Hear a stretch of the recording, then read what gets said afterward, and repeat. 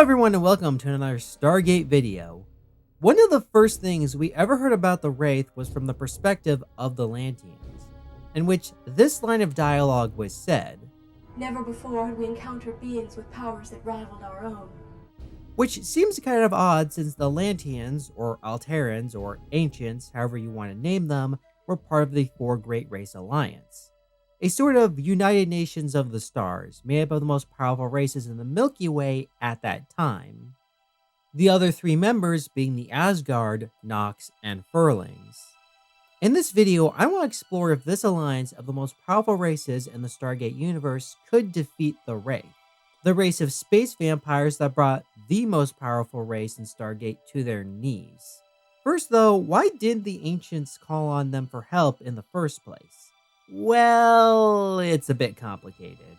It boils down to when the alliance formed. You see, during my first watch through of Stargate, my impression of the timeline was the alliance formed during the Ancients' first time in the Milky Way. The Ancient Plague happened, the Ancients left for Pegasus, and the alliance dissolved after that. However, some people have told me that is not right. The alliance formed when the Ancients returned from Pegasus after the war ended, which would explain why they didn't reach out for help from the others. Why they didn't if the alliance was a pre-war thing, I can only guess. Maybe they just determined the others wouldn't aid them in a conflict that they had no interest in, or maybe the line about how the Wraith were the only race that could rival them implies they didn't see the other three as equals and offer any real help. Honestly, this debate can kind of go back and forth. I've seen evidence encounters from both sides. The thing is, I really don't want this video to get derailed into this debate, so let's do this. If you were in the Alliance pre-war camp, let's say the Ancients swallowed their pride and reached out to rekindle the old Alliance. If you were in the Alliance post-war camp, we know at the very least the Ancients and Asgard were aware of each other since a group of Asgard followed them to Pegasus. We know it took many millennia to build the Alliance, so I don't think it's a stretch to say these races knew of each other before then. Either way, the four great races come together to end the Wraith threat. Quick overview of the Atlantean-Wraith War. It was an over century-long conflict between the Atlanteans and the Wraith. While at first the Atlanteans had the tech advantage, this led to overconfidence. They sent their ships deeper and deeper into Wraith-controlled territory. Over the course of some months, the Wraith managed to capture 3 ships, each one powered by a ZPM. They used these ZPMs to power a cloning facility, and in a few weeks, their army grew to hundreds of times its original size. From that point forward, the war forever turned in favor of the Wraith. The Atlanteans could win almost any individual battle, but numbers-wise, they were just overwhelmed. Well, now in this scenario, they have extra numbers. Kind of. While yes, they would get an increase in the number of ships to fight the Wraith, each member of the Alliance has issues which could affect the war effort. Let's start with the Furlings because they are the easiest to cover. We know almost nothing about them. I don't even know what they look like. Furling. Sounds cute and fuzzy to me. We know what their technology and writing system looks like, but that's kind of it.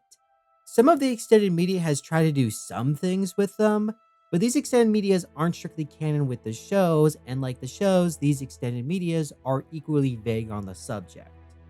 The closest thing I could find relevant to this scenario was a lore point from the Alderaan Fantastic Frontiers RPG. In that RPG, during the war between the Asgard and Goa'uld, the Asgard reached out to their old allies to renew the old alliance against the Goa'uld. While the Nox refused at first, the Furlings agreed under one condition. A single decisive strike had to be made against the Goa'uld, as they could not survive a long war of attrition. Which, given the Wraith War was a war of attrition, means that the Furlings might not be of much help. I'm sure they could send what forces they could, but given we know so little about them, I can't say if what they would send would be enough to turn the tide. Next is the Nox, and they are kind of similar in that regard. We thankfully know a few more things about them, such as what they look like, but sadly we are still missing some details. We know they are very advanced, but we really only see a glimpse of this. By the way, I'm not joking with that, we only see a glimpse of one of their floating cities. We do see them having some kind of cloaking technology and the ability to heal others, even those who have recently died. While the Lanteans already had cloaking tech, or maybe they got it from the Nox, that healing could be very helpful. Maybe it could even heal those the Wraith have fed upon. The biggest issue with the Nox is that we just don't know much about them militarily, and there's a reason for that. The Nox are super pacifist and refuse to harm anyone.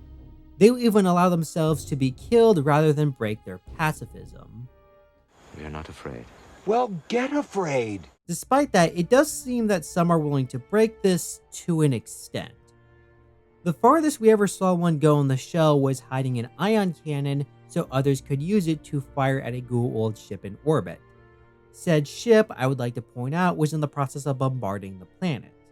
And this is kind of how things went in that RPG I mentioned earlier.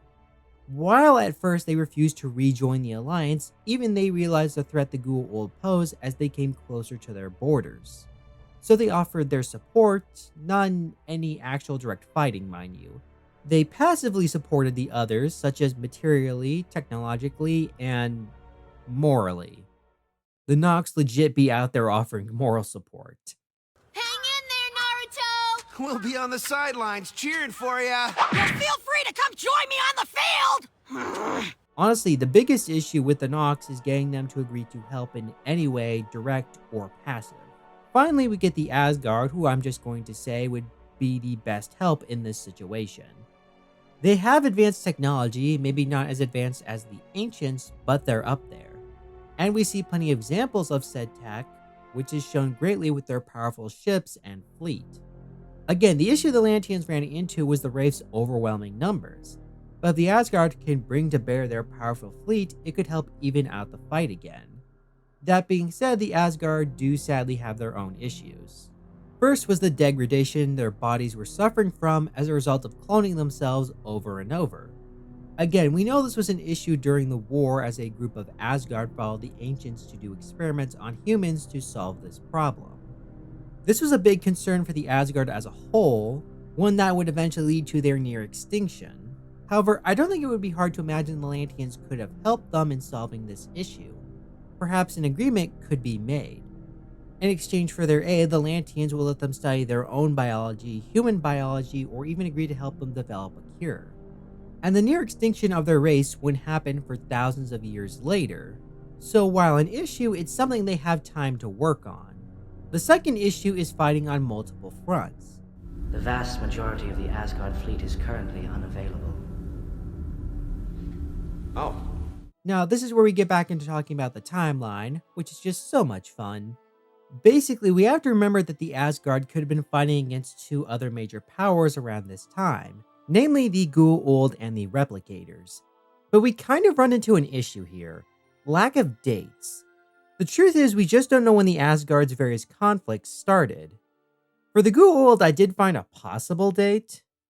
The High Council of Asgard has designated Samaria a safe world for developing sentient species by unanimous decree era 40.73.29. Which A, doesn't really tell us anything because it's not in our calendar, and B, this would indicate when the Protected Planets Treaty was signed, so the end of the conflict, not the start. The Eldorak System Lords RPG does state the conflict started in the year 13,860 BC. While Ra didn't discover Earth till the year 8000 BC, thanks to the shows, we know the Goa'uld had an empire for some time prior to this. So it wouldn't be too strange to think the two had been in conflict for some time, and we know the reason the Asgard let the Goa'uld gain so much power was because they had to deal with a bigger issue. The Replicators, who have a bit of a confusing origin. They were created by an android named Reese, who lost control of them. What's interesting about Reese is that we really don't know much about who built her. We know she considered her creator her father, and the people of her world thought he built her wrong. But we don't actually know who her father or his people were. There are two dominant theories I've seen. First was that they were a human culture moved off of Earth by the Goa'uld, who became very advanced later, similar to the Tolan. The second theory involves something we heard from Rodney in Stargate Atlantis when he compared the Replicators to the Asurans. Look, they're very similar to an artificial intelligence that SG-1 encountered several years ago that evolved from a tiny block replicator into human form. They may even be related somehow. This has led to a theory that Reese's father was a Lantean, one who returned after the war ended 10,000 years ago, which, funny enough, would have been around the same time Ra found Earth, give or take a couple decades. This means in either possibility, the replicators would not have been around 10,000 years ago, meaning the Asgard don't need to worry about them at this time. That does mean it's possible the Goa'uld would not have been a major player on the scene, as again, the only reason the Asgard let them get so powerful was due to the replicator threat. Given the fact the Asgard don't live in the Milky Way, this could mean that they might just not have met them yet. I apologize if this section is a bit all over the place. The lack of hard dates makes this whole thing kind of messy. To sum up, if the Lanteans reach out near the start or the middle of the war, the replicators would not be a factor. The Goa'uld might be, but either way, they wouldn't be in contact with the Asgard, or the Asgard are just going to have to ignore them, or limit the resources in dealing with them and focus on a single front. Which would suck for the races that are enslaved, but as Thor once said, We are not proud of the fact that we have been forced to ignore the situation as long as we have. But you must understand, there are other concerns for the Asgard. I know not everyone is going to agree with this timeline of events, but this is my headcanon going forward in this video. I encourage you to comment below if you think differently and how these differences would affect the scenario. All I ask is you provide sound reasoning for your argument and not just make stuff up. And you know who you are? The third and final issue to consider is despite how powerful the Asgard are, we kind of know how a battle between them and the Wraith would go down through the rogue Asgard. Before we knew what was happening, we were under attack. We lost our intergalactic ships in the first battle. Granted, this sounds like a surprise attack, but it shows the Wraith can fight Asgard ships. Probably not in a one-on-one fight, but the Wraith already don't use that strategy.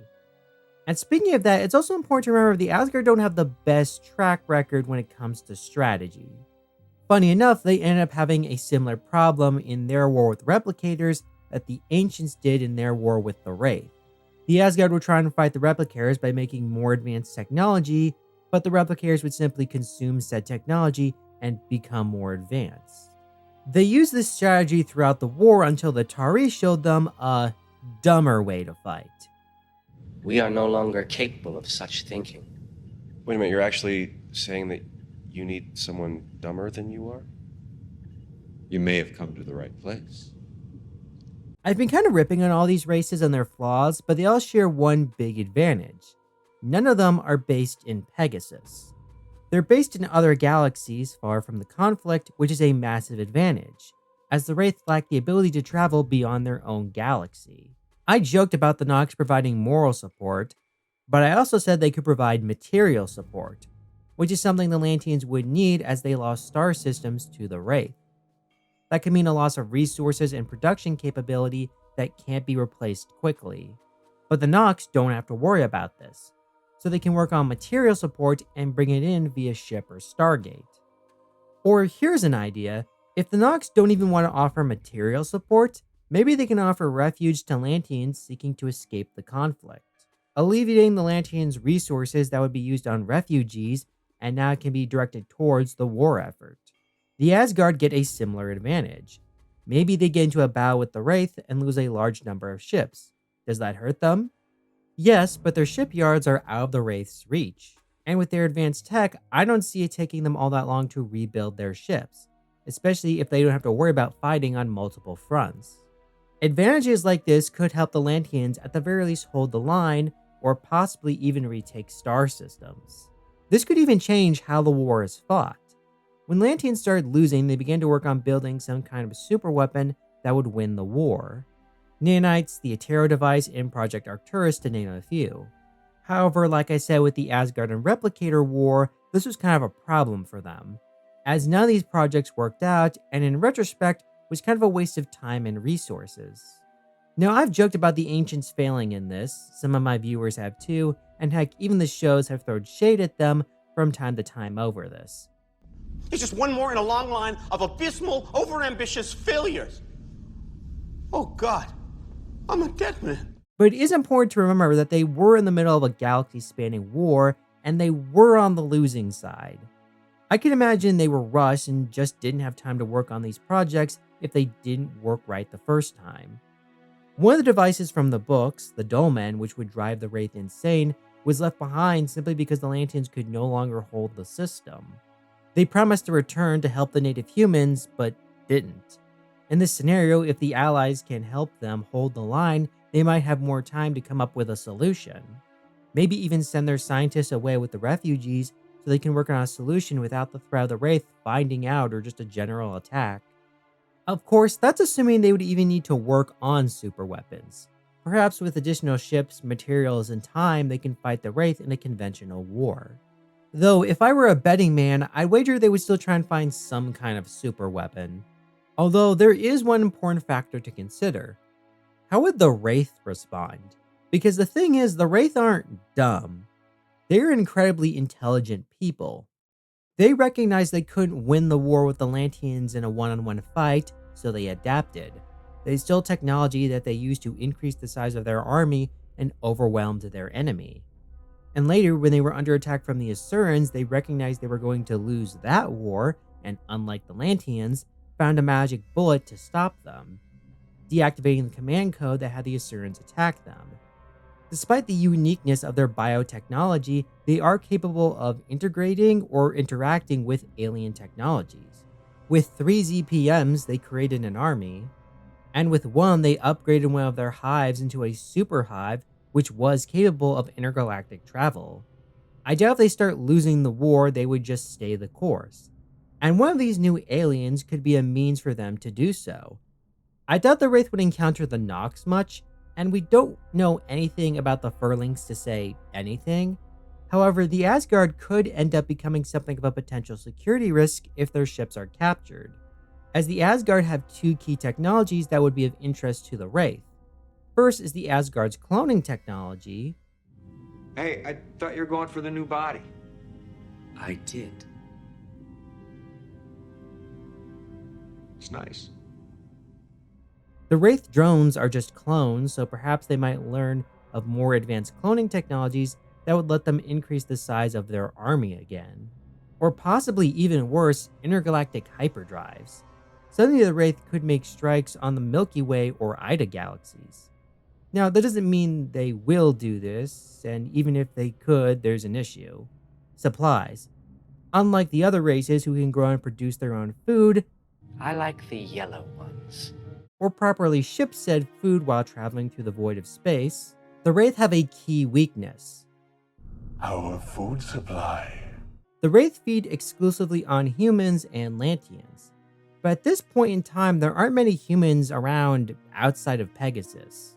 There are no humans in the Ida galaxy, and while there are humans on Earth at this point in time, it would have been before the Goa'uld arrived and began spreading them throughout the Milky Way. So the Wraith would have to bring their food with them, which they can do, but no real way to replenish their stock without needing to return to Pegasus. I suppose if we go with the idea that some Lanteans moved back to the Milky Way to avoid the war, there could be a way for the Wraith to get their food, but that's assuming A, the Wraith would know where to find them, B, they are spread throughout the Milky Way, or C, they would be on undefended planets. Really, the best use if the Wraith got this tech would be a way to escape Pegasus if the war really turned bad for them. A way to flee where the Allies can't find them, take some humans with them, and restart in a new galaxy. To wrap up, could the Ancient Alliance defeat the Wraith? Honestly, I think they could, but it would need to be a group effort. Each member would need to pull together to fight against this threat. The Nox can't pull out or half it because they don't like violence. The Asgard would need to be focused on this and not divided on multiple fronts. The Furlings need to do just literally anything, really, even if it's just a small fleet or material aid. And the Lanteans would need to lock in on what they want to do. Defeat the Wraith in a conventional war, or with a super weapon that takes them all out. And if they pick the latter, they need to figure out the best way to do that. Honestly, the best option I can think of is to use the Terror device, which causes Wraith ships to explode when entering hyperspace. With the Lantean fleet alongside the Asgard's fleet, it would be a lot easier to track down Wraith ships and destroy them. They didn't use this in the original timeline because it has a pretty bad side effect. So you're saying that as long as this Janus device is running every time someone dials a gate in the entire galaxy, it'll explode? I've done a whole video on that topic, so I don't want to get too deep into it, But many point out that they could have turned the gates off. The Lanteans did make the gates, so if there was a way to shut them off, they would know. I'll be fair and assume there was some reason they couldn't do this. Maybe it requires time to implement, and originally that's just something they didn't have time for. But in this scenario, they would have extra time to fix the problem. But that's just one possibility. What do you all think? Do you think the Alliance could defeat the Wraith? Or do you think the Wraith can overcome some of the most powerful races in Stargate? Tell me your thoughts in the comments below. Leave a like and subscribe. Follow me on my social medias. And remember, there was once an alliance of 4 great races in the galaxy. Then one day our people set foot upon a dark world where a terrible enemy slept. I have never been more proud than I am at this moment.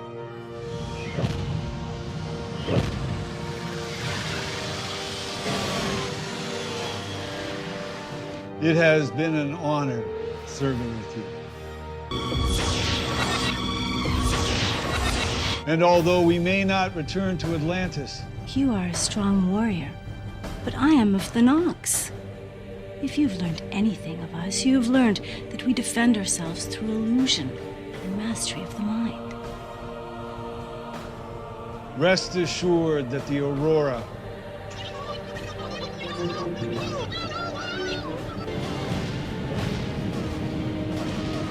will be remembered.